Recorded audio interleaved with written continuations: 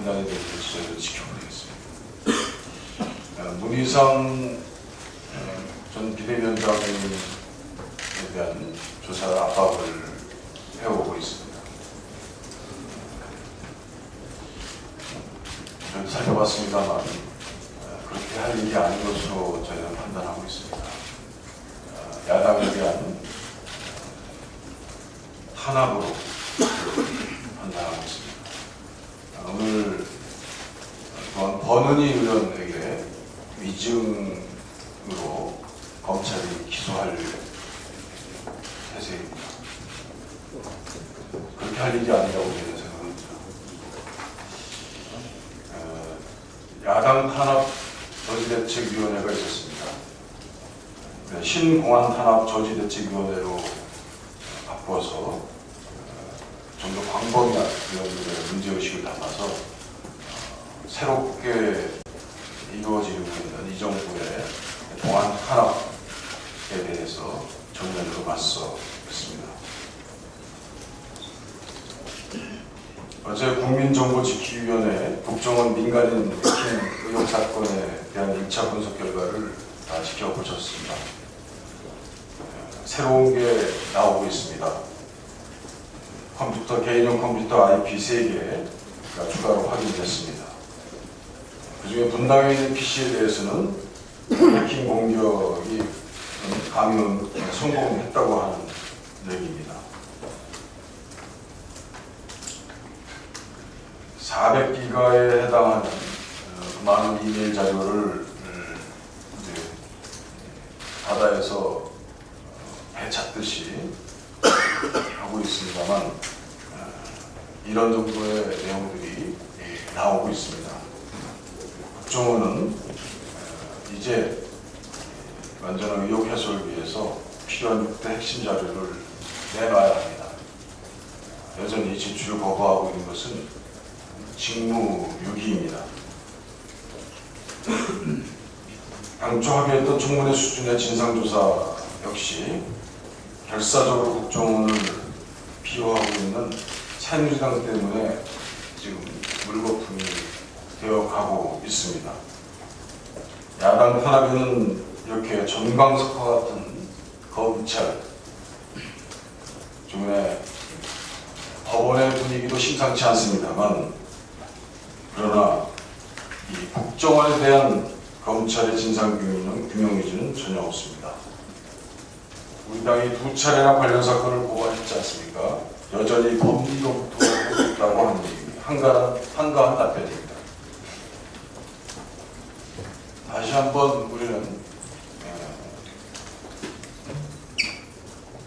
외국의 예도 한번 살펴봅니다. FBI가 에드가 후보 국장일 때 민간인 사찰 미국에서도 얘기된 적이 있었습니다.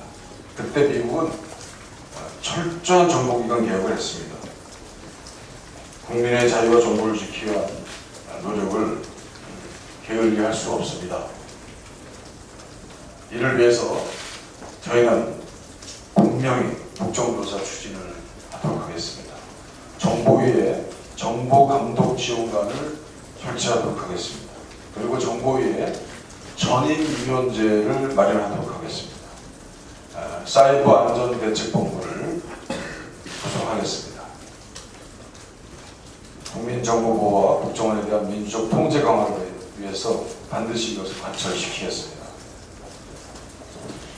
아베 정권의 과거사 지우기 갈수록 심각해지고 있습니다. 반성과 사죄라고 하는 아베 강화 발표에 맞춰서 홈페이지에서 삭제한 것을 봤습니다. 그 부인은 페이스북에 신사참배 인증샷까지 올렸습니다. 10년간 국내 언론에서 논란이 된 망원 1위는 아베, 일본 망원 주제는 위안부라고 합니다. 한국언론재단 빅데이터 분석 결과를 보면 아직도 아베 망원과 위안부 문제가 현재 진행형이라는 것이 참담합니다.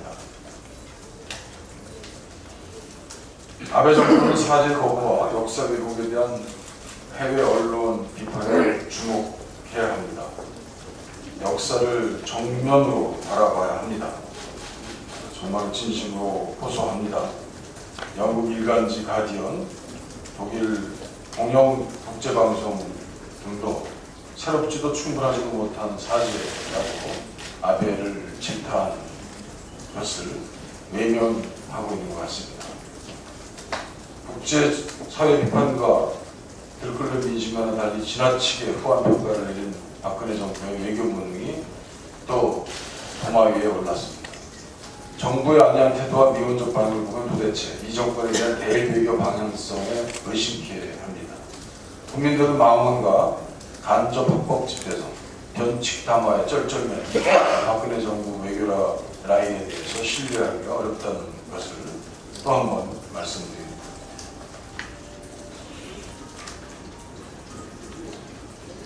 당정청의 속도전 펼치듯 노사정의 사회적 대타협에 찬물을 끼얹고 있습니다. 여당 대표는 한국노총의 노사정 복귀 유보 결정은 일부 과격분자들이 청년의 눈물을 외면했다면서 세대 간 노사 간의 갈등은 구체적이었습니다. 최경환 경제부총리는 노사정 타협에만 매달릴 수 없다며 정부의 독자 입법 추진도 시사했습니다. 청년 고용과 장년 고용은 대체 관계가 아니라는 것이 국내외 다수 연구 결과 아니겠습니까? OECD 신일자리 전략 보고서를 보면 조기의 퇴직을 유도하기 위한 청년 고용 확대 정책이 오히려 청년 실업을 확대시켰다고 하고 있습니다. 그래서 2006년에 이미 해당 가설을 폐기했습니다. 경총은 임금 피크제 도입을 마련된 재원으로 2016년에서 19년 사이에 18만 2천 개의 청년 일자리 창출이 가능하다고 하는 것, 이것은 거의 현실성이 없는 얘기입니다. 모든 근로자가 60세까지 일할 수 있다는 가정부터가 현실성이 없기 때문입니다. 고용노동부 장관 출신 방하남 노동연구원장도 중고용자 고용 증가가 청년층 고용을 감소시킨다는 증거가 없어서 세대 간 고용 대체 가설이 성립하지 않는다. 거꾸로 양자 간 보완 관계가 강하다는 연구 결과를 발표한 적이 또 있습니다.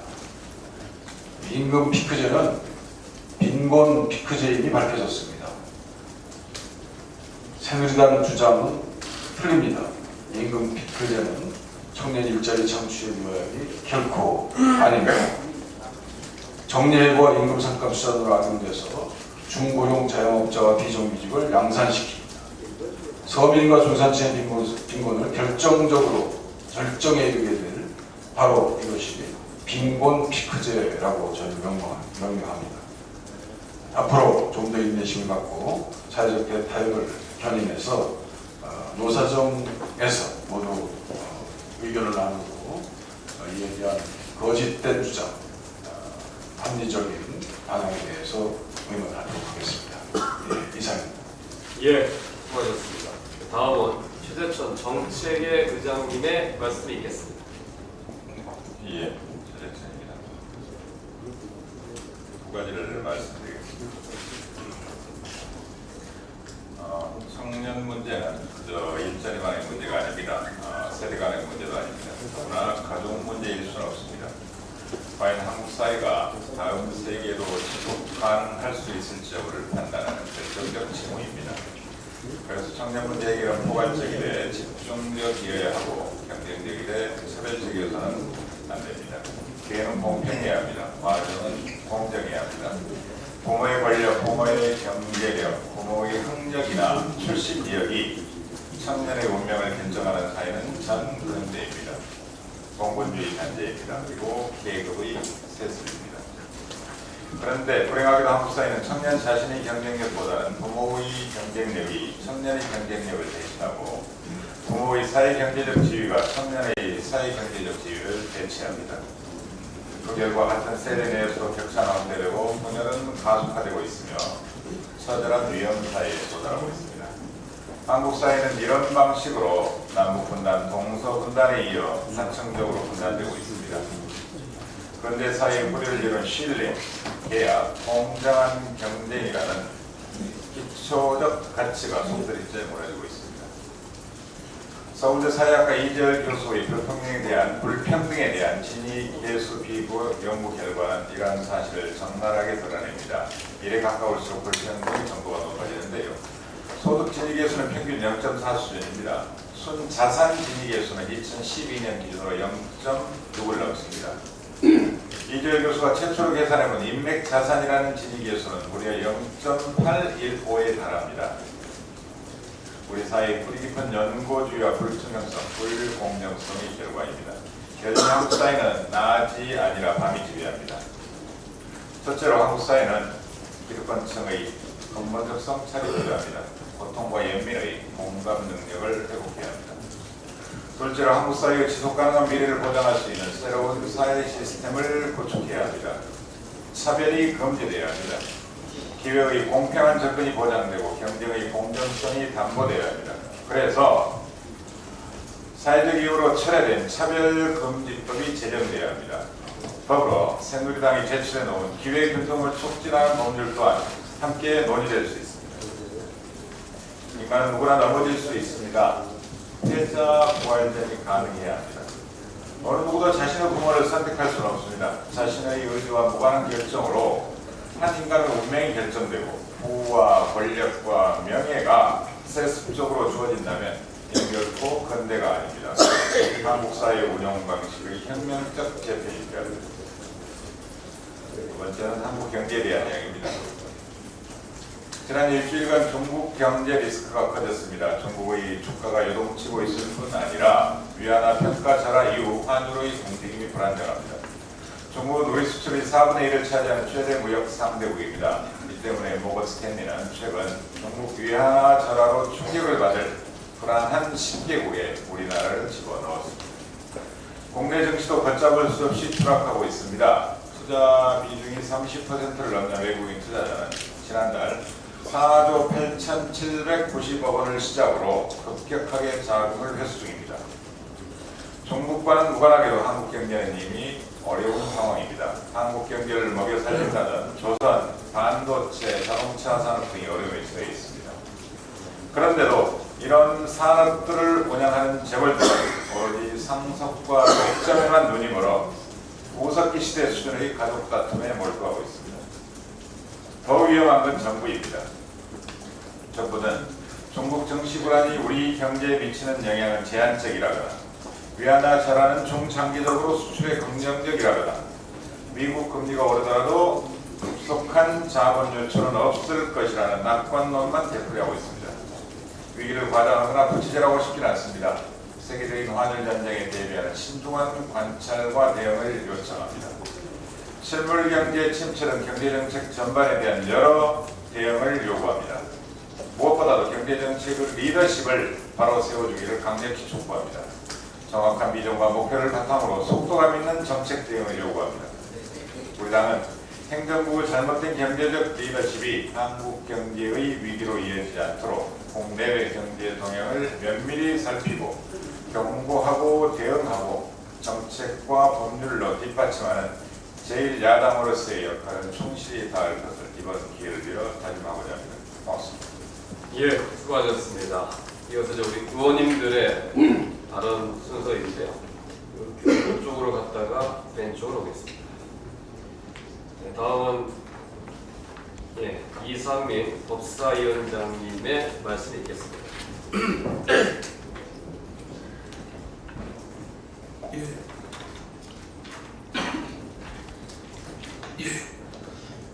한명숙 대표에 대한 판결은 분명히 국민과 정의가 또 역사가 눈을 부릅뜨고 지켜보고 있다는 점을 다시 한번 상기합니다.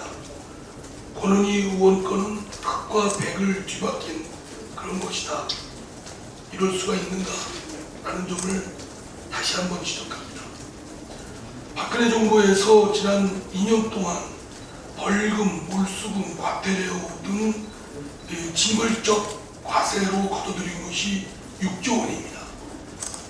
이미 그 이명박 정부 때 같은 초기 2년 동안 4조 8천여 원보다 25%나 증가를 폭증을 했습니다. 정부가 세수가 부족하자 세외 수입인 벌금 등으로 이를 메꾸고 있고 목표치를 과중하게 높게 잡아서 그야말로 국민들을 이 벌금 등을 몰수하는데 무리수를 범하면서 걷어내고 있습니다. 서민들이 더욱더 어렵고 정부는 매우 가혹합니다. 이와 관련해서 저를 비롯해서 우리 당의 김기준 의원 등 여러 의원들이 이 벌금 제도를 개선하기 위한 법안을 냈습니다. 지금은 개인의 재산 정도 능력과는 관계없이 일률적으로 부과하는 총액 벌금제를 채택하고 있기 때문에 경제력에 따라서 형벌적 효과도 달리하고 또 과도하게 가혹한 형벌로 서민에게 부과되는 경우가 많았습니다. 그래서 이미 독일 등 선진국에서 채택하고 있는 일수 벌금형 제도를 도입할 필요가 있습니다. 피고인의 불법과 책임의 정도는 물론이고 경제력을 함께 고려해서 벌금액을 산정 선고하도록 하는 것입니다. 이와 함께 벌금형에 대해서는 현재 집행유예제도, 선고유예제도가 없습니다. 이에 대해서도 서민들에 대해서 정상을 참작해서 집행유예와 선고제도를 둘 수 있도록 해야 될 것입니다. 또한 벌금을 내지 않았을 때 노역장 유치제도가 있는데 실효성도 없고 황제 노역장 유치 등등 비판을 많이 받았습니다. 이것도 경제력이 매우 없는 서민들에게 그 벌금을 완납하기 어려운 경우 노역장 유치제도를 할 게 아니라 사회봉사 등으로 대처할 수 있도록 해야 될 것입니다. 세 번째, 어제 대전 대덕 연구단지에서는 토론회가 있었습니다. 거기서도 여전히 과학기술인들이 분노가 쏟아져 나왔습니다.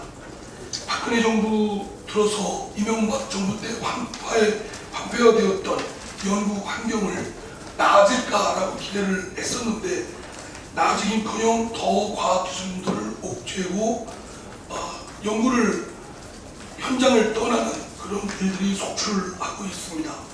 과학기술 강국, 과학기술 진흥을 위해서는 무엇보다 그 중심인 과학기술인들이 신명나게 연구에 몰입할 수 있도록 해야 되고, 그러기 위해서는 그 연구 현장의 독자성과 자율성을 담보해야 될 것이다.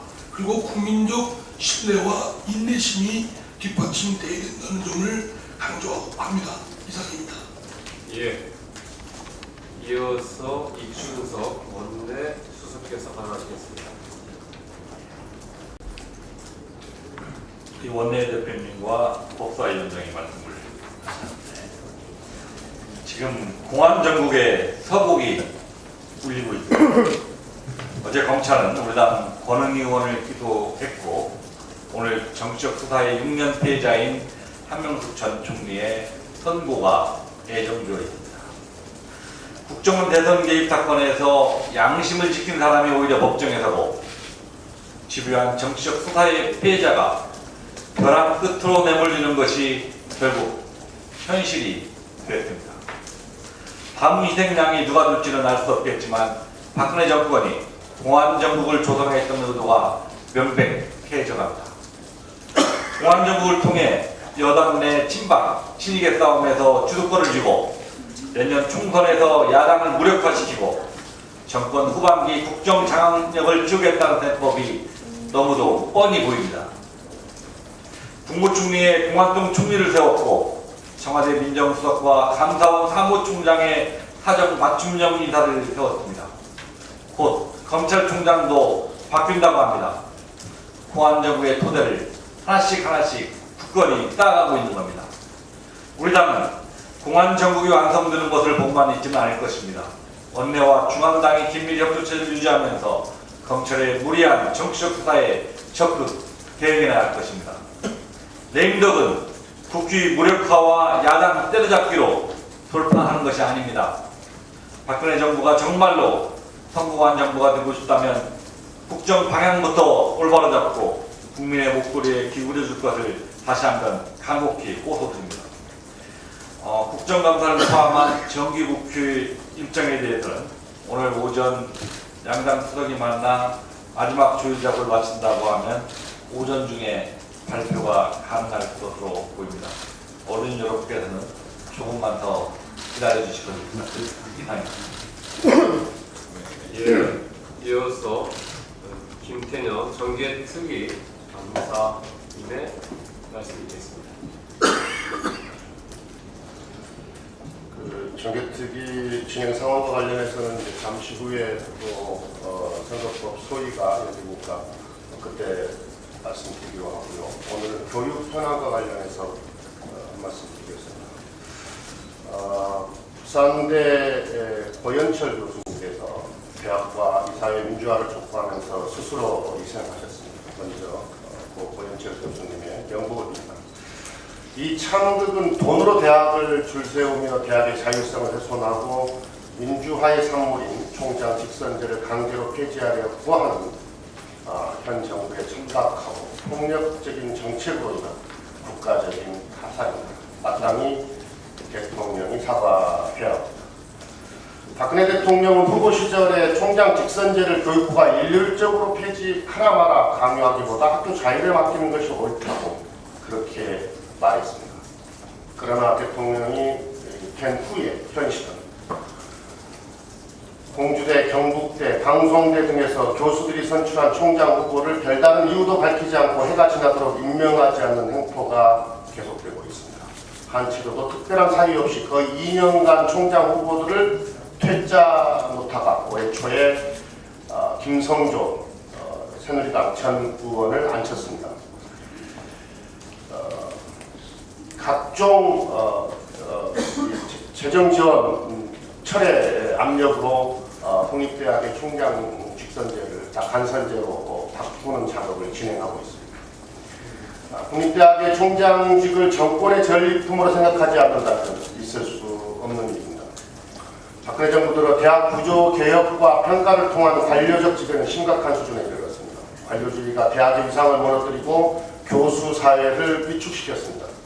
대학 교육의 개혁과 비전을 도외시한 채 재정 지원을 도구로 대학을 줄세우고 길들이려 하고 있습니다. 그 결과 대학의 근본 영역인 기초학문, 순수학문은 위축되었고 대학과 교수들은 대학 평가의 순위를 높이기 위한 보여주기식 서류 작성에 매달리고 있습니다. 대학은 역사적으로 어떤 권력이나 정치로부터 구속당하지 않고 시대와 사회에 대해 자유롭게 말하고 연구하고 비판할 수 있는 상학탑이었습니다. 이를 통해 사회의 건강성을 유지할 수 있었습니다. 이것이 대학의 존재 이유입니다. 정부는 자본주의와 관료주의로 대학을 짓밟는 일을 중단하고 대학의 자율성을 보장해야 합니다. 다행히 부산대는 총장 직선제를 유지하기로 했습니다만 부산대만의 문제가 아니라 모든 대학의 문제입니다. 박근혜 대통령과 정부는 이번 참극을 불러온 당사자로서 깊이 반성하고 고인에 대해 사죄해야 합니다. 이와 함께 대학 자율성을 훼손하고 민주주의를 부정하는 대학 통제 정책들을 당장 중단해야 할 것입니다. 감사합니다. 예. 이어서 신재원 의원님 말씀입니다.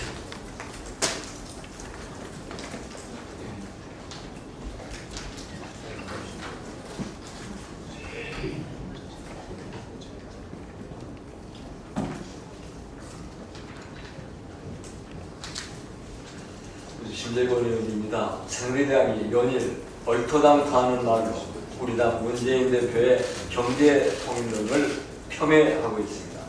북한의 지뢰 도발에 대해 엄중히 책임을 물으며 그러나 바람직한 남북관계 발전 방향을 경제 통일로 제시하고 이제라도 오이사조치를 해제하여 우리의 경제 활로는 물론 남북 공동 번영과 평화를 구축해 가자는 게 무슨 허죽이며 무슨 도발에 대한 보상이란 말입니까? 오이사조치 해제는 천안함 문제를 덮자는 것도 아닙니다. 천안함 북침에 대한 북한의 책임과 사과는 당연히 지속적으로 요구될 것입니다. 그러나 오이사조치 자체는 이미 많은 부분에서 형이화되고 있습니다. 우리 기업들의 경제 활동을 가로막을 뿐입니다. 낮은 핫산 프로젝트와 같은 우리 정부의 계획 또한 가로막히고 있습니다. 남북관계에 악화는 중국이나 일본과의 관계에서도 커다란 손실을 가져오고 있습니다. 5.24 조치 해제는 무력 충돌 위협에까지 치닫는 지금의 남북관계를 일거에 대화 국면으로 바꿀 수도 있을 것입니다. 그동안 많은 여당 의원들도 5.24 조치 해제를 요청해 왔습니다. 이제 당리당략적 사고를 버리고 김무성 대표도 우리와 함께 정부의 5.24 조치 해제 건의에 나서줄 것을 바랍니다. 북핵 문제 해결에 있어서도 육자회담 교착에 비추어 우리 당 문재인 대표가 제안한 남북 간, 북미 간 2+2 회담 개최는 획기적 돌파구가 될 수 있을 것입니다. 정부가 적극 나서줄 것도 촉구합니다. 권은희 의원 기소권에 대해서도 한 말씀 드리자고 합니다. 국정원의 댓글 개입 사건은 있을 수 없는 헌정유린 행위였고 국기문란 행위였습니다. 국가기관이 이러한 행위를 자행한 것입니다. 우리 권은희 의원은 공직자의 입장에서 헌정질서 수호를 직무에 성실히 임했을 뿐입니다. 이제 검찰의 이번 기소 운운은 글자 그대로 정치 탄압이고 또 하나의 국가문란 행위라고 규탄하지 않을 수 없습니다. 즉각 검찰은 이러한 잘못된 행동을 취소해 주기를 바랍니다. 이상입니다. 예, 수고하셨습니다. 이어서 임내연 정도위원장님의 말씀이겠습니다. 네, 임내연 의원입니다. 오늘은 국정원 해킹 사건과 권은희 의원 사건을 토대로 과거에 유전 무죄 그랬는데 지금은 여권 무죄, 여권 무죄, 야권 유죄라는 그러한 매우 바람직하지 못한 상황에 대해서 말씀드리고자 합니다. 먼저 국정원 해킹 사건에 관해서 말씀드리겠습니다. 우리 당 국민정보지키기위원회에서 국정원이 해킹을 시도한 국내 개인용 컴퓨터 IP를 3개 추가 파악을 했습니다. 국정원장이 국내 개인에 대한 해킹은 전혀 없다는 데 대해서 자기 직을 걸겠다고 했지만 드러나는 진실은 내국인에 대한 해킹이 있다는 쪽으로 가고 있습니다. 검찰은 이 사건을 공안 2부에 배당을 했습니다. 이 부서에는 국정원에 파견간 경험이 있는 검사가 일하고 있는 부서입니다. 해당 검사는 2014년 2월부터 2015년 2월까지 1년간 국정원의 법률보좌관으로 파견 가서 공안 수사에 대한 조언도 하고 법률 자문을 했습니다. 그 외에도 그 지휘 라인에 유사한 경험이 있는 지휘 책임자가 있습니다. 그러므로 수사의 공정성과 객관성을 확보하기 위해서는 특수부 팀으로 가는 등 수사 부서를 교체할 필요가 있습니다. 검찰이 국정원 해킹 사건에 수사 의지가 있다면 지금 당장 해당 통신사에 보관되어 있는 자료를 압수해서 수사를 해야 합니다. 박근혜 정권에 있어서 수사는 위험해야 되는 경우가 많습니다. 잘 아시는 대로 성완종 리스트 사건이 그렇고 국정원 대선 개입 댓글 사건에서 실제 위법한 상관의 명령에 따른 국정원 심리 전단 직원 전원을 불기도 했고요. 최근 검찰 체제에서 오랜만에 제대로 좀 기소를 했던 것을 그 이후에 제대로 공소 유지를 하지 못한 것인지 의도적으로 회퇴한 것인지 일시 항소심 법원이 올바로 법정 구속을 하고 선거법 위반 적용을 많이 했는데 다시 대법원에서 파기환송하는 이러한 것에서 검찰과 법원이 어떻게 소리 결과적인지 아닌지는 몰라도 함께해서 위협하는 가는 방법이 가고 있지 않은가 생각이 듭니다. 이번 해킹 사건만은 철저하게 수사를 해야 할 것입니다. 이 사건은 우리 당 법사위원들을 통해서 수사 과정에 공정성과 객관성이 담보되는지 신속하게 진행되는지 철저히 지켜볼 것입니다. 다음 권은희 의원 모의 이중 기소에 관련해서 말씀드리겠습니다. 당연히 수사 기소 처리해야 할 것은 그래둔 채 무리한 수사를 해서 야당 탄압으로 볼 수밖에 없는 사례들이 적지 않은데 대표적인 게 권인이면 모해위증 기소 관련입니다. 조직적인 국정원의 대선 개입에 대해 수사를 하던 경찰이 대선 직전에 혐의가 없다고 기습적으로 발표한 부분과 관련해서 오약이 있었다는 것을 권인이 당시 수서경찰서 수사과장이 용기와 야를 가지고 양심선언을 했던 것입니다. 이 부분을 진실로 판단해서 김영판 전 서울경찰청장을 기소했는데 대부분에서 이거 엉뚱하게 이 유죄로 삼기에 적절한 자료를 잘못 왜곡 판단해서 무죄를 한 것이지 권인희 의원의 진술이 허위가 아님에도 불구하고 이를 모해위증으로 기소하는 것은 대단히 유감입니다.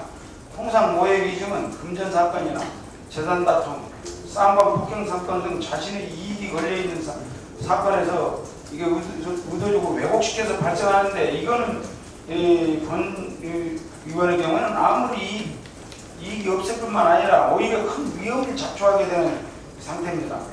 그런데 나머지 사람들은 모두 이 사건 수사 축소 은폐에 함께 책임을 져야 할 공범적 위치에 있는 사람이기 때문에 스스로의 입장을 위해서나 자기 상사를 위해서 허위 진술을 하기에 충분한 이해가 있습니다. 그래서 진술의 신빙성을 따지면 이해관계가 걸려있는 그런 경찰 관계자들보다는 아무런 이해관계가 없고 오히려 위험에 처하게 되는 권인희 의원의 진술의 신빙성이 있습니다. 야당으로서 작금의 수사 과정을 보면 야당 탄압으로 볼 수밖에 없습니다.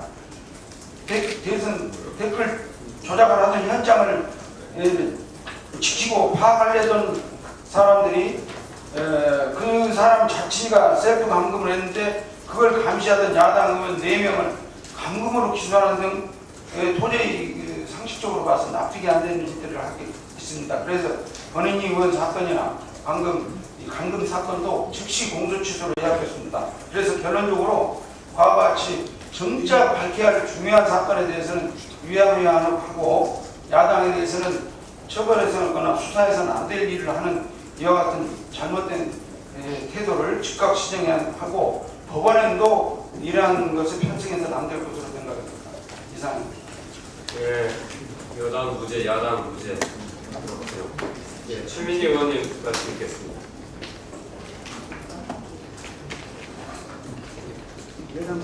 여당 무죄, 야당 유죄. 권은희 의원을 기소한 담당 검사에게 묻고 싶습니다. 단 한 번이라도 외압을 믿고 잘못된 것을 바로잡고 정의를 위하여 나서본 적이 있습니까? 저는 용기 있는 권은희 수사 과장의 행동이 오늘에 와서 검찰에 의해서 정부에 의해서 오한되고 정의가 부정의로 바뀌는 이 현실에 대해서 통탄하지 않을 수 없습니다. 이게 법과 원칙대로 한다는 박근혜 대통령 생각입니까?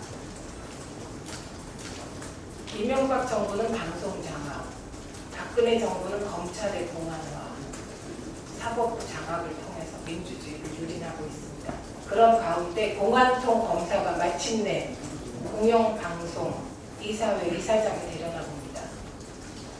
방통위가 이번 주 금요일 전체 회의를 열어서 고영주 전 공안검사를 박문직 이사장으로 임명하려 한다고 합니다.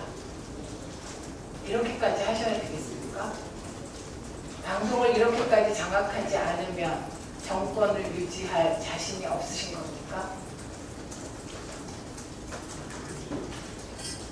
야당은 탄압합니다. 근데 애매모호하게 탄압합니다. 이럴수록 언론의 역할이 정말 지대하다고 생각합니다.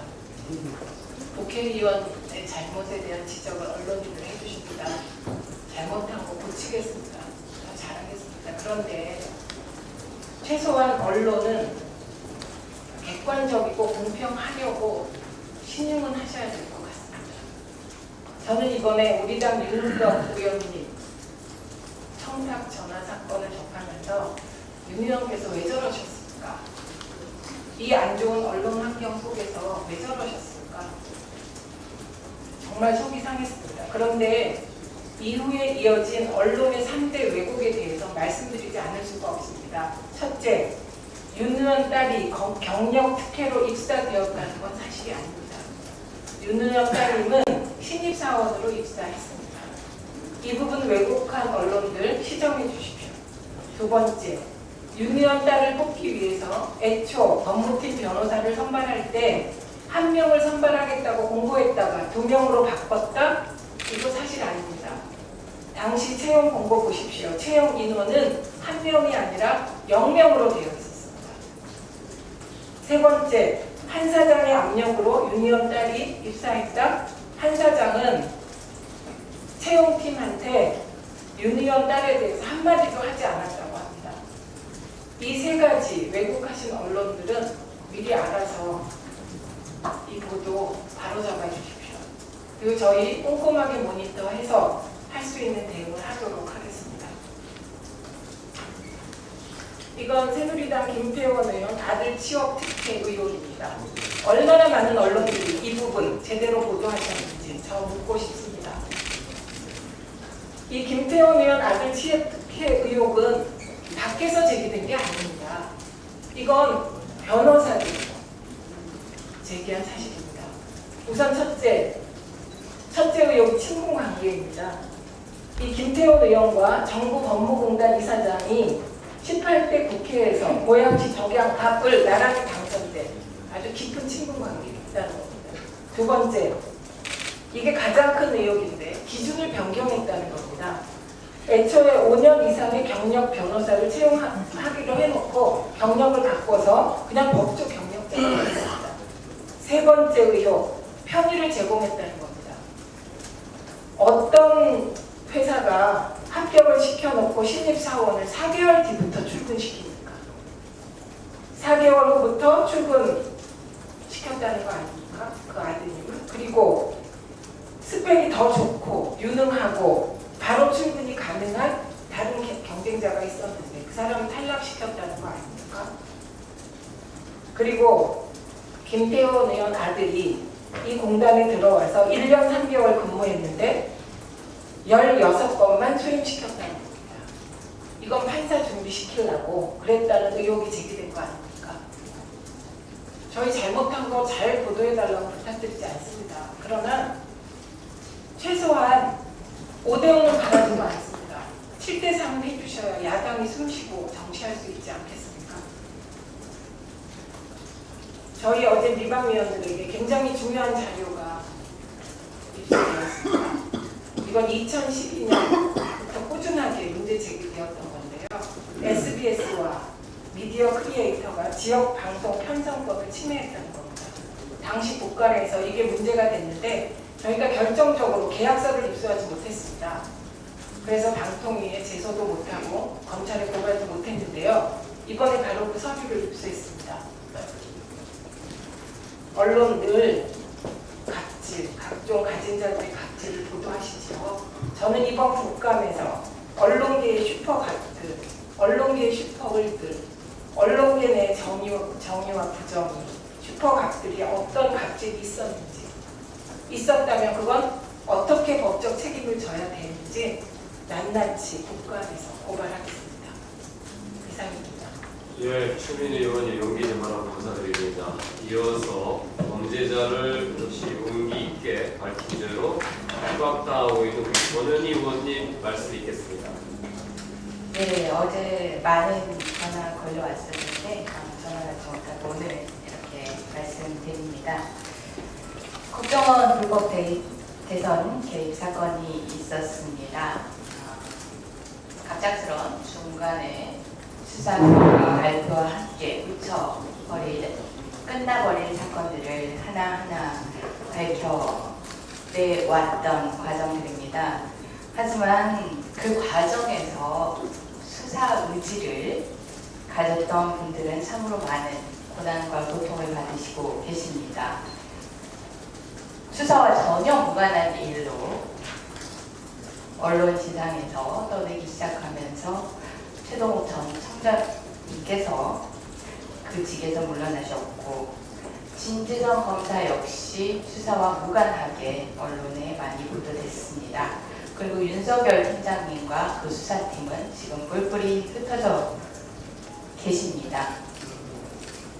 그렇게 강력하게 수사 의지를 가지신 분들을 방해하고 이후에 법정으로 가서는 디지털 증거 법칙을 너무나 현실에 맞지 않게 소극적으로 적용하여 자기가 작성한 것도 기억나지 않는다라는 진술을 했다는 이유만으로 증거 능력을 부정해버리고 맙니다. 이렇게 국정원 댓글 사건은 이렇게 진행되어 왔습니다. 이를 보다 철저히 파헤치지 못해서 지금 국정원 불법 해킹 의혹 사건에 있어서도 어떻습니까? 해킹 의혹이 있습니다. 특히 안철수 의원께서 국내 PC, IP 추가 3개를 확보했다라고 어제 발표까지 하셨습니다. 하지만 검찰의 수사 의지 보이십니까? 전혀 보이지 않습니다. 예전 국정원 댓글 사건의 수사 의지를 가지셨던 분들이 어떻게 됐는지 다시 상기한다면 수사 의지를 갖기 쉽지 않을 것입니다. 그리고 우리 국민들의 많은 관심과 많은 여론으로 어떻게 수사 의지를 갖추게 해서 수사를 하게 해서 법정으로 가게 된들 국정원 댓글 해킹 의혹 사건 역시 법정에서 증거 능력이 인정이 될까요? 작성자인 임 과장이 사망했다는 이유로 증거 능력이 인정되기가 쉽지 않을 것입니다. 또한 해킹된 자료라는 이유로 증거 능력이 인정되기 쉽지 않을 것입니다.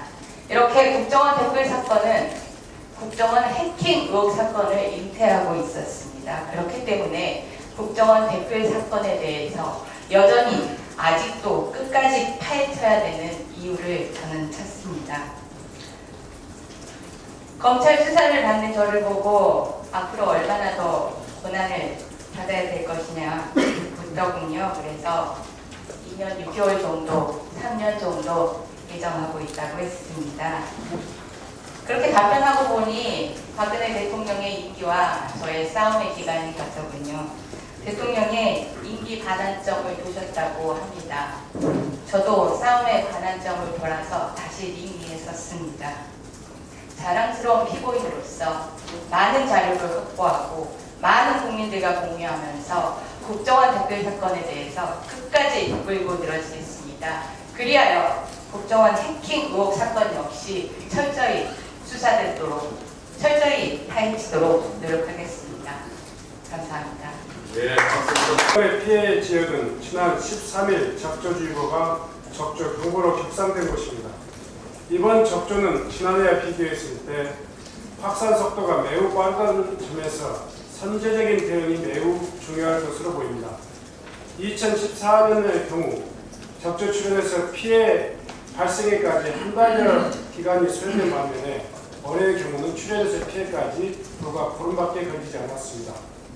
더욱 큰 문제는 유해성 적조가 전남 여수와 경북 동해안까지 확대되는 추세라 추가적인 피해가 발생할 수 있는 급박한 상황입니다. 해수부 자료에 따르면 현재 수온 상승과 일조량 증가 등으로 9월 중순까지 고밀도 적조가 유지되고 동해안은 해류의 영향으로 적조 유입량이 증가될 것으로 예상됩니다. 우선 정부는 가능한 모든 자원을 동원해서 선제적인 방역에 나서주실 것을 당부합니다. 아울러 수산물의 소비 규칙에 따른 어민들의 2차 피해가 발생하지 않고 국민들이 적조에 대한 올바른 인식을 가질 수 있도록 홍보에도 만전을 기해 주시기 바랍니다. 아울러서 적조 피해로 인한 어민들의 피해 보상도 충분한 수준으로 이루어질 수 있도록 노력해야 할 것입니다. 차후에 적조 출현에서 피해 발생까지 진행 속도는 작년에 비해 2배 이상 빠른 데 비해서 출현주의보는 오히려 10일이나 늦게 발령됐던 점에서 정부의 적조 경보 시스템상에 문제가 없었는지도 점검해 봐야 할 것입니다. 끝으로 어민들의 적조 걱정이 없이 어로활동에 종사할 수 있도록 원인 규명을 통한 근본적인 재발 방지책을 마련할 것을 촉구합니다. 감사합니다.